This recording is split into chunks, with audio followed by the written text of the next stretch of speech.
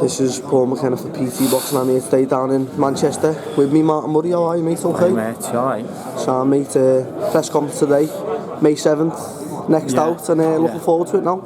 Yeah, of course, I'm, mate. Yeah, I've been, I've been chomping at the bit. I've been in gym since mid-January, training, ticking over. You know, I was hoping I was going to be on the April 2nd bill at the Echo.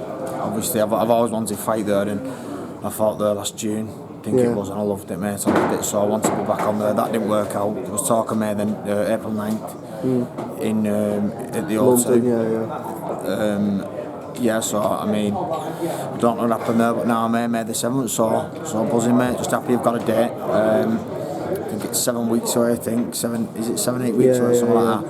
So yeah, so buzzing, mate. Just can't wait to fight. You know, I love fighting. Just got to be back in there. Some big fights out there for me. So just you know, looking forward to getting a good job done on May the 7th, and then building up into a big fight with George Groves, hopefully. That's it.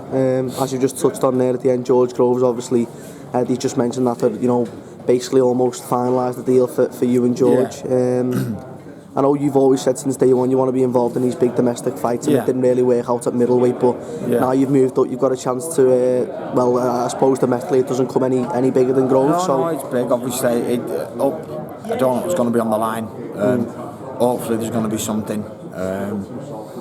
You know, some type of world title. You know, I don't know how they're tied up at the minute, or some eliminator or something. I don't know. But if there's not, there's not. You know, it's not a make or break fight for me. You know, it doesn't matter what happens in the fight, because I know I'm going to win. I'm that confident I'm going to win this fight. Groves is a good fighter, but I don't think he's on my level. So yeah, I mean, like I said, he said he's finalised. It finalised what I don't know, but yeah, whether it's someone on the line or not, I'm looking forward to it. A lot of people sort of say that you and Groves are sort of in a similar boat, in the fact that you've had a few attempts at a world title now and being, you know, marginally close. So, but the most unlucky fighter I've ever known ever, and Groves obviously has had 3 attempts himself, the 2 with Froch and 1 out in Vegas. So it's a big fight. It's a big fight. And I spoke to him about a month ago, and I think I did mention the fight with you, and obviously he's confident, and as you are yourself. Yeah. Well, that's it. I mean, he's not going to go into a fight thinking he's going to get beat. It's good that he's confident. You know, I don't know where he gets his confidence from, if I'm honest. Yeah. And I don't mean that in a bad way. No, but George is a confident person. But yeah, I mean, I don't know what he's saying, where he thinks he can, you know, where he thinks he can capitalise and he can beat me. But he obviously feels that way, but I do about him. So, you know, it's always good when you're going into a fight and they're both equally as confident. Because it always makes for a great fight. But what I will say, this is only after this fight, May the 7th. You know what I mean? So I don't want to. Obviously, that's the finalised day. I've got to get through May the 7th first.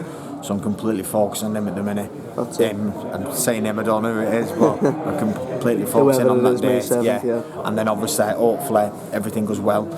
I can't see why it won't, but hopefully it does.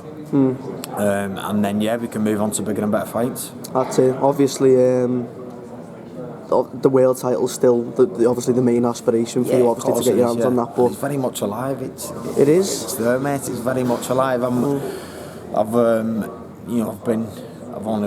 I've said this to a few people, but I've only been a pro 8 years. You know, some people only get the world title shot when they've done 8 years. I've had 4. Do you know what I mean? So, you know, I'm not in many wars. You know, I look after myself outside of boxing. I feel like I'm just getting into my prime. So, you know, it's very much still there. I think. Obviously, you know, Abraham was in Germany. I knew what I was up against with the decisions. I thought I won the fight, never got the decision, but it was expected. But I think it'd be any super middleweight out there, any. You know, you've got that. You've got Sturms just won it. Sturms just won it. That Di Carolis or Di Carolis. Sturms won it. Obviously, I fought him. That was my first fight on world level after winning British title 2011. You know, I fought him many people said I won that fight. And you've come on. And I've come on so much since then. He's a world champion. You've got that Di Catalis, is it? The Italian, who's who got stopped off Max Bozak, who I beat. He's fighting Billy Joe Saunders, and I know it's not like who beats who. It doesn't matter. Doesn't work out that way. I know, but they're not on my level. They're not on my level. So. Who else is there, super middleweight? De Gale's a top fighter. And who's the last one? Really rate De Gale, but it's a fight I'd be confident of winning. Last one slipped out my mind. But De Gale, Stern, the Italian. Yeah, Abraham. And Abraham, yeah. Yeah, but who's IBF?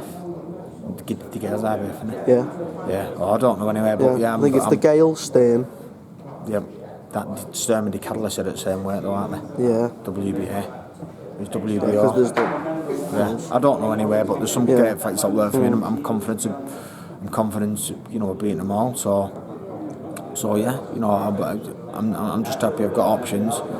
I've got, it's not like, where there's no one out there for me to fight. I've got loads of options, plenty of options. Yeah. So I've just got to keep chipping away, keep working hard at the gym, which I am. And good things will come. You know what it's going to be like, right? It's going to be like where you're waiting like you're waiting for a bus, right? And nothing comes along, and then three come at once. And then you're going to win a world title, and you're going to unify, and you're going to win another one. I know. I mean, I'd like to think so, but I mean, I was only on about this today to me physio, and it's like I'm not at that stage yet where people, and I say yet because obviously, like I said, I'm on just getting to my prime, but I'm not at that stage yet where people say, "Oh, he's an easy fighting. We'll take him as a defence." I'm not at that stage yet, so people aren't going to do that with me.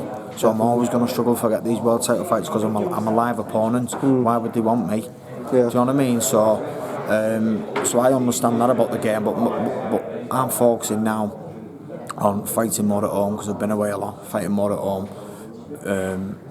I'm building and working my way towards a fight over here, pushing myself into manager and getting a fight at home. So that 4 world title fights have all been on the road. All I want is one at home, just get one at home. And if I get beat fair and square, then I get beat. But I just want one at home. Do you know what I mean? So working towards that. I think if you would have had 3 of your world title, 3 out of the 4 of your world title attempts in England, you would have won all 3. Definitely, yeah.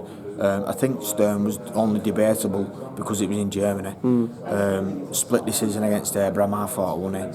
Martinez, I won it. Yeah. I was never going to get that on anniversary at fucking Falcons Wall, was that? But you still go over and you still fight, don't you? Your opportunities are there, you've got to take them. So yeah, I mean... Would you go away again? I most probably would. Really? I know it's one of them. It's like a catch-22 in it, because it's one of them where if the world title's there, you've got to go for it. But at the same time, when you keep getting left down by, I'd have to cross that bridge when I come to it. But if a fight come up abroad, I can't see why I wouldn't travel. Because it's one of them ones in it where sort of Carlo and fight fucking Golovkin.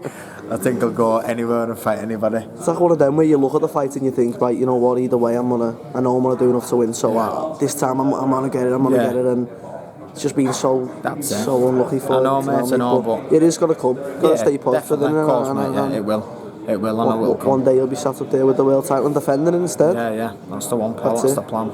On that note, mate, thanks for speaking to us always, Martin. Pleasure to speak to you, mate, and best of luck, mate, 7. Take it easy, mate. Ta-ra, mate. Ta-ra.